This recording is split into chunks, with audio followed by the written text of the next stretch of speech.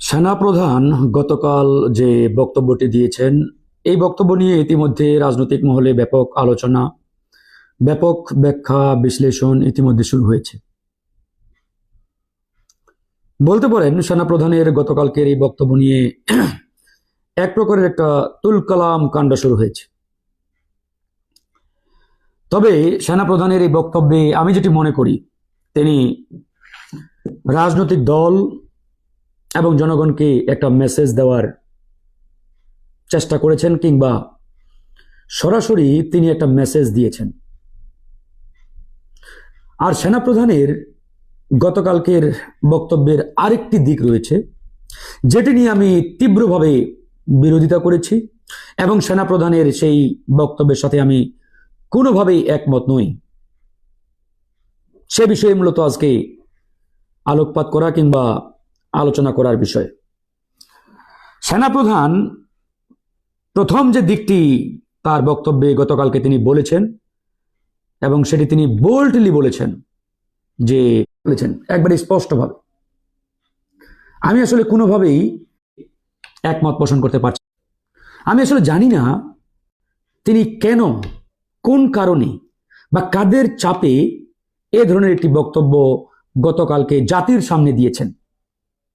হ্যাঁ, এই বক্তব্য কোনো রাজনৈতিক নেতা কিংবা অন্য কোনো ব্যক্তি দিলে সেটা ভিন্ন বিষয়, কিন্তু তিনি যে চেয়ারে রয়েছেন সেই চেয়ারটি অত্যন্ত গুরুত্বপূর্ণ একটি চেয়ার, মোস্ট ভ্যালুয়েবল একটি চেয়ার। সেই চেয়ারে বসে এরকম মন্তব্য করা বা এই ধরনের একটা স্টেটমেন্ট দেওয়া আমার কাছে খুব একটা সুখবর বলে মনে হচ্ছে না। 2009 সালের 25শে ফেব্রুয়ারি যে নারকী হত্যাকাণ্ড বা বিডিআর হত্যাকাণ্ড, এই হত্যাকাণ্ড ভারতীয় পরিকল্পনায় ঘটানো হয়েছিল, এ বিষয়ে কারো সন্দেহ থাকার কোনো কথা নয়, অবিশ্বাস করারও কোনো সুযোগ নেই। তবে একটা বিষয়, আমার যেটি ধারণা এখনো অপ্রকাশিত অবস্থায় রয়েছে, সেটি এখনো জনগণের সামনে মনে হয় প্রকাশিত হয় নাই, এবং এটি প্রকাশিত হওয়া উচিত। যেমন ধরেন, এই যে 2009 সালের বিডিআর হত্যাকাণ্ড, এই হত্যাকাণ্ডের প্রেক্ষাপট যদি বলি আমরা, বা প্লট যদি বলি, এটা কিন্তু 2008 সাল কিংবা 9 সালেই শুরু হয়েছে, বিষয়টি এমন নয়। এটি আরো অনেক বছর আগে শুরু করেছে ভারত। মোটা দাগে যদি আমরা ধরে নেই, তাহলে এটি 2003 সালে আমাদের কুড়িগ্রাম জেলার রৌমারী উপজেলার পাদুয়া নামক সীমান্তে, সেখানে ভারতের বিএসএফ এর সাথে আমাদের বিডিআর এর একটি রক্তক্ষয়ী লড়াই হয়েছিল। সে লড়াইয়ে ভারতের বিএসএফ আমাদের বিডিআর এর কাছে নাকে ক্ষত দিয়ে পরাজয় বরণ করতে বাধ্য হয়েছে। তো সেদিনেই ভারত বুঝতে পেরেছে যে বাংলাদেশ সেনাবাহিনী তথা এদেশের যে ডিফেন্স সিস্টেম, এটাকে আমরা যতটা কাঁচা মনে করি ততটা কাঁচা নয়। তখনই তারা সিদ্ধান্ত নিলেন বাংলাদেশ সেনাবাহিনীর মেরুদণ্ড ভেঙে দিতে হবে, এদের মনোবল ভেঙে তছনছ করে দিতে হবে, একবারেই তছনছ করে দিতে হবে। তাদের সেই পরিকল্পনা বাস্তবায়নের জন্য তৎকালীন যে 4 দলীয় জোট সরকার ছিলেন, সেই জোট সরকারের প্রধানমন্ত্রী বেগম খালেদা জিয়াকে দিয়ে এই বিডিআর হত্যাকাণ্ড যে মিশন, এই মিশন বাস্তবায়নের চেষ্টা ইন্ডিয়া অনেকভাবেই করেছিলেন। কিন্তু বেগম খালেদা জিয়া দেশপ্রেমিক, এ বিষয়ে কোনো সন্দেহ রাখার অবকাশ নেই। তিনি ভারতের এই মিশনে বিন্দু পরিমাণ সায় দেন নাই, এবং জোট সরকার কোনোভাবেই ইন্ডিয়ার এসব ফাঁদে পা দেন নাই। তখন ইন্ডিয়া একবারেই পরিষ্কার হয়ে গেলেন যে বিএনপি তথা জোট সরকারকে ক্ষমতার চেয়ারে রেখে তারা তাদের এই অশুভ মিশন কোনোভাবেই বাস্তবায়ন করতে পারবে না। তাহলে কি করতে হবে? 4 দলীয় জোট তথা বিএনপির সরকারকে উৎখাত করতে হবে, বেগম খালেদা জিয়াকে ক্ষমতার চেয়ার থেকে নামাতে হবে। বেগম খালেদা জিয়া ক্ষমতার চেয়ারে থাকলে সেনাবাহিনীর মেরুদণ্ড ভাঙা সম্ভব হবে না। তখনই ভারত এই পরিকল্পনা বাস্তবায়নে হাঁটি হাঁটি করে সামনে আগাতে লাগলেন। তারই ফলশ্রুতিতে 111 সরকার সামনে আসলো আমাদের। এই যে ফখরুদ্দিন মঈনুদ্দিনের সরকার, এটি এমনি এমনি আসে নাই। এটি ভারত পরিকল্পিতভাবে নিয়ে আসছে, একবারই প্রি প্ল্যান বলতে পারেন। ফখরুদ্দিন মঈনুদ্দিনকে চেয়ারে বসানো হলো, এরপরে ঘটনা আপনারা সবাই দেখেছেন। তাদেরকে ক্ষমতার চেয়ারে বসিয়ে তাদের স্বার্থ হাসিলের মিশন বাস্তবায়ন শুরু করলেন ভারত। অনেকেই বলে থাকেন 2008 সালের যে নির্বাচন, এই নির্বাচনটি অবাধ, সুষ্ঠু, নিরপেক্ষ হয়েছে। হ্যাঁ, কিছুটা হয়েছে, শতভাগ অবাধ, সুষ্ঠু, নিরপেক্ষ হয়েছে এমনটি ভাববার কোনো কারণ নেই। সেই নির্বাচনে একটি অতি সূক্ষ্ম ইঞ্জিনিয়ারিং হয়েছিল এবং সেই ইঞ্জিনিয়ারিং মেকানিজম করেছিলেন মূলত ইন্ডিয়া, যেটি আমরা আসলে ধরতে পারি নাই, কিংবা জনগণের খালি চোখে সেটি ধরার সুযোগ ছিল না, সুযোগও নেই। অতি সূক্ষ্ম ইঞ্জিনিয়ারিং মেকানিজমের মাধ্যমে 2008 সালে কি করা হলো? 29শে ডিসেম্বরের নির্বাচনে শেখ হাসিনাকে চেয়ারে বসানো হলো। ওই যে বললাম, পরিকল্পনা কিন্তু ভারত 2003 সালেই নিয়েছে যে বাংলাদেশের সেনাবাহিনীর মেরুদণ্ড তারা ভেঙে দিবে, আমাদের ডিফেন্স সিস্টেম তারা দুর্বল করবে। পরিকল্পনা কখনকার? 2003 সালের, মোটা দাগের। আর আসল পরিকল্পনা 1971 সালের। 1971 সালের পর থেকেই মূলত বাংলাদেশকে যে কোনোভাবে ভারতের করায়ত্তে রাখার জন্য তারা যা যা করার তাই কিন্তু করে আসছে। তো যাকগে, 2008 সালে কি হলো? শেখ হাসিনাকে চেয়ারে বসানো হলো বাই ফখরুদ্দিন মঈনুদ্দিনের সরকার বা 111। এরপরেই ভারত তাদের মিশন সাকসেসফুলি বাস্তবায়নের জন্য মাঠে নামলেন মাত্র 1.5 মাসের মাথায়। Can you imagine? মানে আপনার কি মানে মাথায় এটা চিন্তা হয় যে মাত্র চেয়ারে বসার 1.5 মাসের মাথায় পিলখানায় এরকম একটা নারকীয় হত্যাকাণ্ড? পৃথিবীর ইতিহাসে এরকম ঘটনা একবারই বিরল, একবারই, যে একটা সুরক্ষিত বাহিনীর এতগুলো অফিসার একবারই হত্যাকাণ্ডের শিকার হবেন। তাহলে এটা কি হুট করে হয়ে গেল? এই যে আমাদের সেনাপ্রধান বললেন বিডিআর এর সদস্যরাই ঘটিয়েছে। বিডিআর এর সদস্যদের এত বড় কলেজা হয় নাই যে হুট করে এতগুলো সেনা অফিসারকে তারা হত্যা করবে। এটি অবশ্যই ভারতের পরিকল্পনায়, ভারতীয় মেকানিজমে, তাদের ষড়যন্ত্রেই তৎকালীন বিডিআর এর বিপদগামী সদস্যদেরকে ব্যবহার করে শেখ হাসিনা এটি ঘটিয়েছেন। এটাই আসল সত্য, আসল ইতিহাস।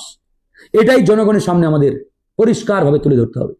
এই ইতিহাসকে কেউ যদি হাইড করতে চাই, বিকৃত করতে চাই, অস্বীকার করতে চাই, তাহলে বুঝতে হবে তার ভিতরে গলদ আছে, সমস্যা আছে, মহাগলদ। বেগম খালেদা জিয়া কিন্তু ভারতের এই চক্রান্তে পা দেন নাই। ওনাকে আপনি অনেকভাবে হিট করতে পারেন, আঘাত করতে পারেন, কিন্তু দেশপ্রেমের জায়গায় বেগম খালেদা জিয়া অবশ্যই এক এবং অনন্য ছিলেন। এ বিষয়ে দ্বিমত করার কোনো সুযোগ নেই, একবারেই নেই। তা না হলে বেগম খালেদা জিয়ার শাসনামলেই ভারত এই বিডিআর হত্যাকাণ্ডের মিশন বাস্তবায়ন করতেন। যে কেউ আমার সাথে চ্যালেঞ্জ করতে পারেন, তারা 3 কিংবা 4 সালের দিকেই এটা বাস্তবায়ন করতে পারতেন যদি বেগম খালেদা জিয়ার সরকার রাজি হতেন বা কোনোভাবে ভারতের এই মিশনে, পরিকল্পনায় সাই দিতেন। তারা কিন্তু দেন নাই। এই জন্যই মূলত ইন্ডিয়া পরিকল্পিতভাবে বেগম খালেদা জিয়াকে ক্ষমতাচ্যুত করে কিংবা সরিয়ে দিয়ে শেখ হাসিনাকে চেয়ারে বসালেন। তার 1.5 মাসের মাথায় বিডিআর হত্যাকাণ্ড, পিলখানার এই নারকীয় হত্যাকাণ্ড। মুক্তিযুদ্ধের পরে এরকম একটা ঘটনায় এতগুলো আমাদের সামরিক অফিসার নিহত হলেন, চিন্তা করে যাই। এখন যদি কেউ বলে থাকে এই ঘটনা শুধুমাত্র বিডিআর এর সদস্যরাই ঘটিয়েছেন, আমি মনে করি এই বক্তব্যের মধ্যেও রহস্য আছে। এই হচ্ছে একটা দিক। আরেকটা দিক, আমাদের সেনা প্রধান যেটি বলেছেন, এই জন্য ওনাকে আমি স্যালুট জানাই, ধন্যবাদ জানাই। তিনি বলেছেন রাজনৈতিক দলগুলোর দিকে ইঙ্গিত করে যে আপনারা যদি এই মারামারি, হানাহানি, ঠেলাঠেলি, গুতাগুতি বন্ধ না করেন তাহলে বাংলাদেশের স্বাধীনতা, সার্বভৌমত্ব বিপন্ন হবে। ইটস অ্যাবসলিউটলি রাইট, একবারই রাইট। আজকে রাজনৈতিক দলগুলো বিপ্লবের 6 মাস যেতে না যেতেই যে হানাহানি, যে ঠেলাঠেলি, মারামারি, একদল আরেক দলকে ঘায়েল করা, একদল টেম্পো স্ট্যান্ড দখল, বাস স্ট্যান্ড দখল, চাঁদাবাজি, টেন্ডারবাজিতে মগ্ন। থার্ড পার্টি তো আসবেই। থার্ড পার্টি আসলে তার দায়ভার আমি তো মনে করি রাজনৈতিক দলগুলো, অন্য কারো না। যেখানে বিপ্লবের পরে বিপ্লবের পক্ষের শক্তিগুলোর ঐক্যবদ্ধ থাকার কথা ছিল, ইউনাইটেড থাকার কথা ছিল, সম্মিলিতভাবে এই দেশকে পুনর্গঠন করার কথা ছিল, সেখানে আমরা দেখলাম বিপ্লবের পরে বিপ্লবের পক্ষের শক্তিগুলো নানাভাবে বিভাজিত, ডিভাইডেড, ভঙ্গুর অবস্থার মধ্যে। কে কাকে ঘায়েল করতে পারে, কে কাকে মারতে পারে, কে কাকে দুর্বল করতে পারে, এই নিয়ে আমরা মশগুল। এখন বলেন, আমাদের অবস্থা যদি এ হয় তো আমাদের উপরে ফ্যাসিবাদ যে কে বসবে না তো কার উপরে বসবে বলেন আপনারা? এখন যদি এখানে আবারও একটা দুঃশাসন নেমে আসে, আমি মনে করি এর জন্য রাজনৈতিক দলগুলোকে অনেকাংশে দায়ী নিতে হবে, একবারই। সময় কিন্তু চলে যায় নাই, সময় এখনো আছে। অনেকেই বলেন নির্বাচন, সংস্কার ইত্যাদি দুটোই প্রয়োজন, তবে কোনটা জরুরি সেটাও বুঝতে হবে। আপনি সংস্কারকে বাদ দিয়ে একটা নির্বাচন করবেন, আউটপুট কি? ফলাফল জিরো হবে। আমরা বলছি না যে নির্বাচন আনলিমিটেড টাইমের পরে হবে। সরকার একটা রোডম্যাপ দিয়েছে, সেই রোডম্যাপ অনুযায়ী আমরা অন্তত আস্থা রাখতে পারি। এই সরকারের অনেক দুর্বলতা আছে, অনেক ত্রুটি আছে, একবারই অনস্বীকার্য। এ বিষয়ে আমরা কখনোই ভিন্নমত দেব না। তারপরেও বলছি, এই সরকার অনেক রক্ত, ত্যাগ, অনেক জীবনের বিনিময়ে আমরা তাদেরকে চেয়ারে বসিয়েছি। এত মানুষের জীবনহানি, আত্মত্যাগ, এসবের পরেও যদি আমরা জনগণের কাঙ্ক্ষিত বাংলাদেশ বিনির্মাণ না করতে পারি, একবারেই বৃথা, একবারেই। তাই বন্ধুগণ, সেনাপ্রধান এই ইঙ্গিতটাই দিয়েছেন যে আপনারা রাজনৈতিক দলগুলো যেখানে আপনাদের ঐক্যবদ্ধ থাকার কথা সেখানে আপনারা বিভাজিত, ডিভাইডেড। তাহলে আমি সতর্ক করে দিচ্ছি, এখন আপনারা যদি সতর্ক না হন তাহলে তো কোনো করার নেই। পরিস্থিতি ঘোলাটে হলে দায়ভার আপনাদের। ঠিকই বলেছেন, আমাদেরকে শুধরানোর সুযোগ দিয়েছেন, চান্স দিয়েছেন।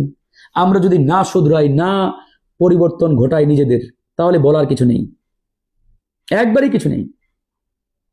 যাই হোক, সেনাপ্রধানকে আমরা তার এই দিকটার জন্য অবশ্যই স্যালুট জানাই, ধন্যবাদ জানাই।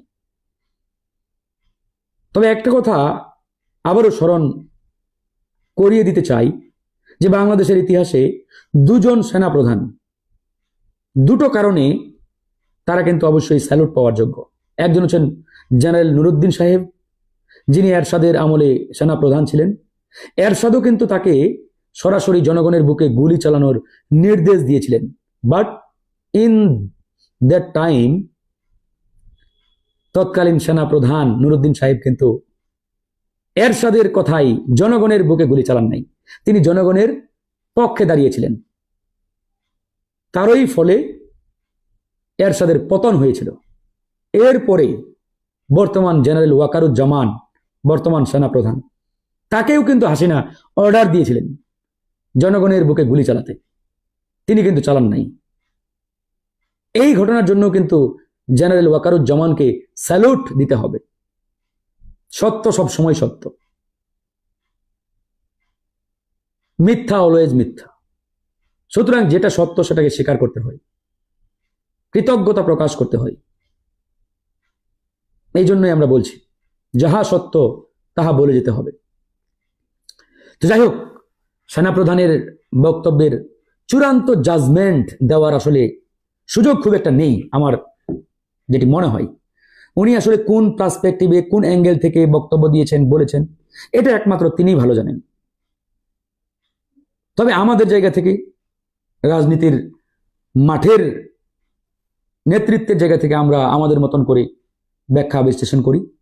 তার উপরেও তিনি আসলে অ্যাকচুয়াল কোন লাইন থেকে তার এই বক্তব্য দিয়েছেন এটা একমাত্র তিনি ভালো বলতে পারবেন। তার জন্য আমাদের ধৈর্য ধরতে হবে, অপেক্ষা করতে হবে। সামনে হয়তো তিনি নিজেই প্রকাশ করবেন, নিজেই খোলাসা করবেন, নিজেই বক্তব্য দেবেন। চূড়ান্ত জাজমেন্টে যাওয়ার কোনো সুযোগ নেই। সর্বোপরি দেশ ও জাতি সবার উপরে। দেশ ভালো থাকুক, জনগণ ভালো থাকুক, এটাই আমরা চাই, এটাই আমাদের কাম্য। দেশ ও জাতির স্বার্থে যে কোনো সময়ে যে কোনো প্রয়োজনে আমরা সর্বোচ্চ ত্যাগ স্বীকার করতে প্রস্তুত ইনশাআল্লাহ। ভালো থাকবেন, সুস্থ থাকবেন। আসসালামু আলাইকুম ওয়া রাহমাতুল্লাহ।